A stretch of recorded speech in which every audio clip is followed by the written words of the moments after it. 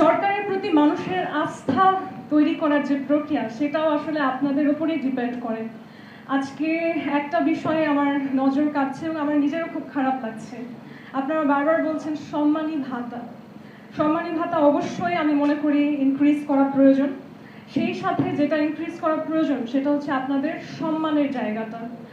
আপনারা কোনোভাবেই যাতে এই যে পুলিশি হয়রানি এগুলোর হেনস্থার শিকার না হন এবং যে সকল নারী মেম্বার রয়েছে, যেহেতু আমি নারীর প্রতিনিধিত্ব করি, আজকেও দেখছি স্টেজে আমি একজন, এখানেও আমি আসলে খুব বেশি প্রতিনিধিত্ব দেখছি না। আমাদের কিছু বাস্তব সমস্যা স্বীকার করে নিতে হবে যদি আমরা বাস্তব সমাধান চাই।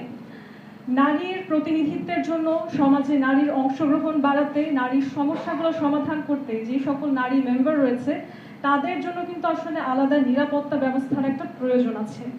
এই নিরাপত্তা হয়তো একজন সংসদে বসলে পান, এই নিরাপত্তা হয়তো একজন মন্ত্রী হলে পান, কিন্তু স্থানীয় পর্যায়ে নারীর অংশগ্রহণ বাড়াতে হলে এই নিরাপত্তাকে আসলে সম্প্রসারণ করে নারী মেম্বারদের পর্যন্ত নিয়ে যেতে হবে। তো আজকে যেই কথাগুলো আপনারা তুলেছেন তার মধ্যে আমি আসলে নারীর জন্য নিরাপত্তা, স্পেশালি মেম্বারদের জন্য, এটাকে খুব জোরালোভাবে প্রস্তাব করব। এর বাইরে একটা বিষয় হচ্ছে স্বচ্ছতা, জবাবদিহিতার জায়গা। তো স্বচ্ছতা, জবাবদিহিতা এখন তো 2026 সাল, এখন সবার হাতে হাতে মোবাইল ফোন আছে, বাসায় ল্যাপটপ আছে, মিনিমাম একটা সাইবার ক্যাফেতে গিয়ে ল্যাপটপ বা কম্পিউটার চালানোর অবস্থা আছে।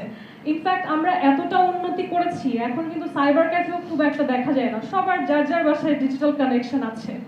সেই ক্ষেত্রে 2026-এ এসে আমার মনে হয় স্বচ্ছতার জায়গায় একেবারেই মেম্বার চেয়ারম্যানের সাথে আমাদের যিনি প্রধানমন্ত্রী আছেন একেবারে তারও কিন্তু সরাসরি যোগাযোগ স্থাপন করা সম্ভব একটা গভর্নেন্স বা প্রশাসন স্থাপন করার মাধ্যমে।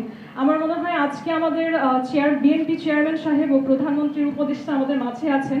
আমার মনে হয় তিনি তার কাছে এই প্রস্তাবনাগুলো হয়তো নিয়ে যেতে পারবেন। এছাড়াও আমাদের এখানে অনেক গুণী মানুষ আছেন যারা টক শোর মাধ্যমে আমাদের অনেক সমস্যা তুলে ধরেন সরকারের কাছে, মানুষের কাছে।